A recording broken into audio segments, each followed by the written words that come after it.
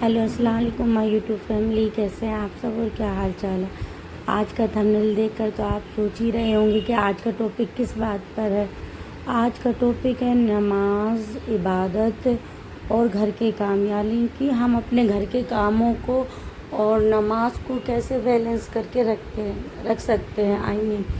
जैसे कि हम अपने घर के हर एक छोटे छोटे काम परफेक्ट सही समय पर करते हैं। जब उनका समय होता है हम सारी चीज़ें सारा समय निकाल के काम करते हैं। बस एक नमाज के लिए हमें ना बहाना रहता है कि नहीं भैया रो रहा है, बच्चा रो रहा है, घर के काम करना है, अभी बाद में नमाज़ पढ़ लेंगे, टाइम ही नहीं मिला।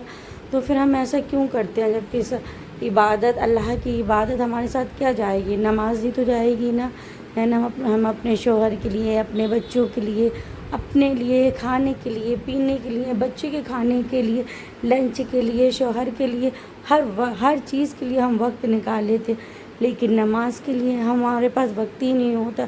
हमने अपनी लाइफ को इतना बिज़ी रखा है बच्चों में, घर में, कि हम नमाज को धीरे धीरे करके भूल जा रहे हैं। अच्छा, पहले जब हमारे बच्चे छोटे नहीं थे, जब हमारी शादी नहीं थी, हम टाइम से नमाज़ पढ़ते थे, है ना।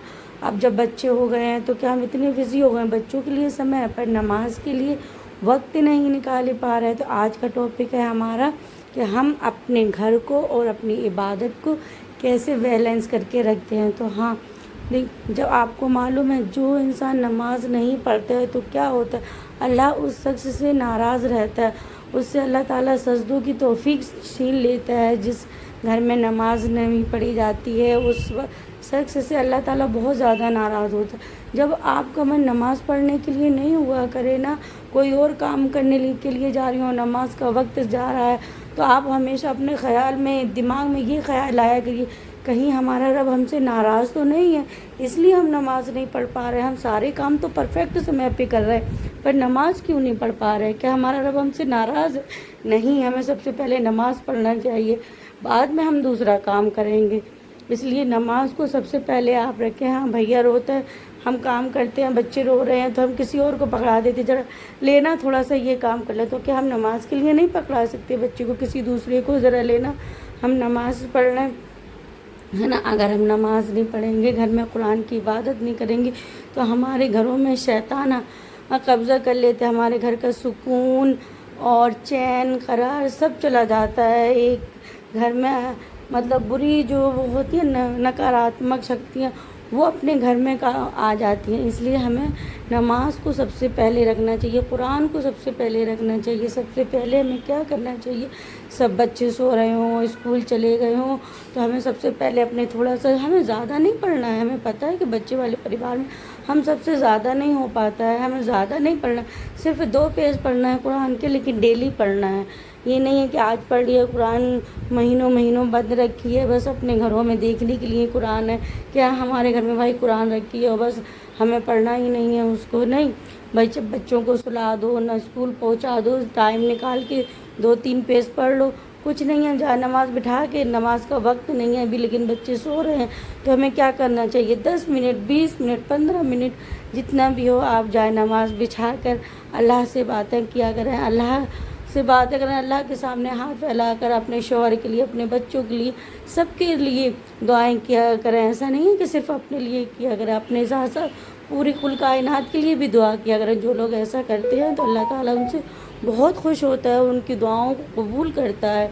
और हमारे अंदर मालूम क्या बात है, क्या ख़ास बात है, जब भी हम काम कर रहे होते तो हम सिर्फ काम नहीं कर रहे होते, हम उस टाइम आयतल कुर्सी पढ़ते हैं, हम उस टाइम दुरूद इब्राहिम पढ़ते हैं, और हम अपने बच्चों के लिए, अपने परिवार के लिए और पूरी कुल कायनात के लिए दुआ करते हैं। ऐसा नहीं है कि सिर्फ अपने लिए दुआ करते हैं। अगर हमारे पास वक्त मिलता है, थोड़ा भी वक्त मिलता है, हमारे 3 बच्चे हैं, आप लोग तो जानते ही होंगे, तो तीनों बच्चों को फ्री करके, उन्हें खाना पीना करके, थोड़ा भी हमारे पास वक्त मिलता है तो हम मार्केटों में, बाज़ारों में इतना नहीं जाते, ना ही घूमते हैं, ना ही फिरते।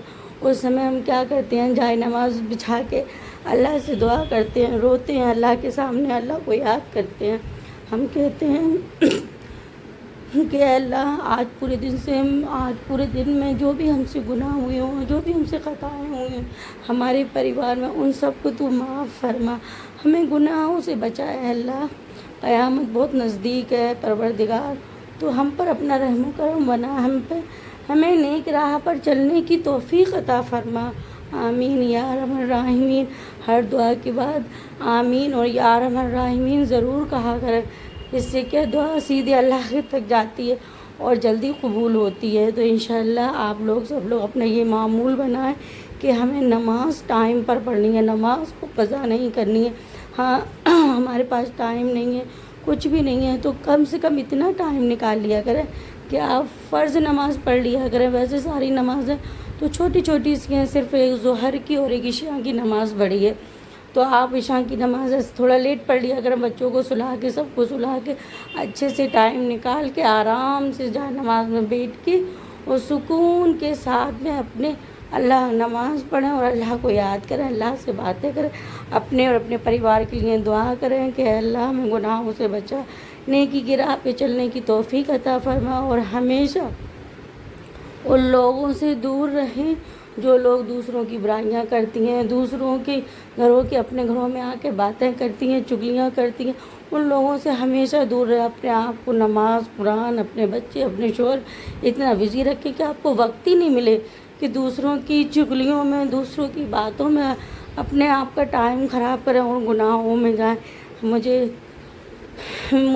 یہ پورا یقین ہے کہ جو ہم کہہ رہے ہیں ہماری بہنیں ضرور اس پر عمل کریں گی اور اللہ سے ہمیشہ دعا کریں گی، اور جو بری سنگت کو چھوڑ دیں گی، چگلی چپاٹی ایک دوسرے سے کی برائیاں کرنے، اس میں کیا ملتا ہے؟ کچھ بھی نہیں ملتا، اور ہم گناہوں میں جاتے ہیں۔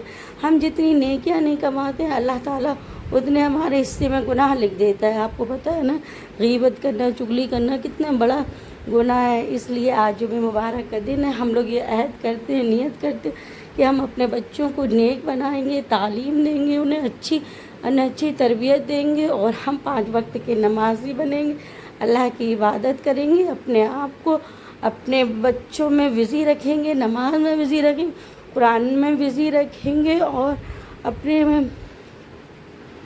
دین و تعلیم کریں گے، اللہ کو یاد کریں گے، اللہ سے باتیں کریں گے سمے ملنے پر، اور فالتو باتوں سے ہم توبہ کرتے ہیں۔ آمین یا ارحم الراحمین۔ اب ملیں گے ہم آپ سے نیکسٹ بلاگ میں۔